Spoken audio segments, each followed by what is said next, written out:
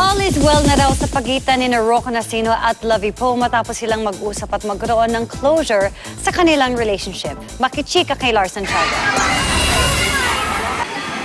Muling pinili ni Rocco Nacino ang mga batang kapuspalad para makasama niya bilang bahagi ng pagdiriwang ng kanyang kaarawan.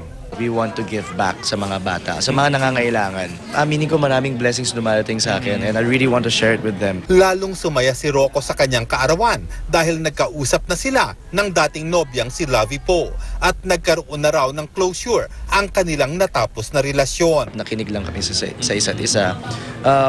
Issues that concern why there was a breakup, how, at lahat naman nasagot. Parehas kami na humingi ng tawad sa isa't isa. At I can say now that we are good friends. Ngayon ay handa na raw magkaroon ng bagong relasyon si Rocco dahil nasagot na ang marami niyang katanungan noong maghiwalay sila ni Lovie.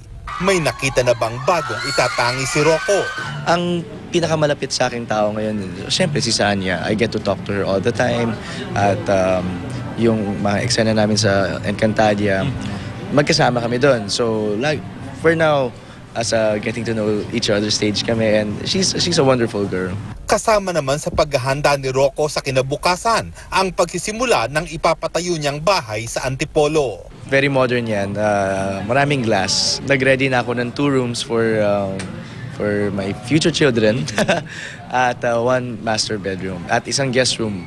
Lars Santiago, updated sa showbiz happening.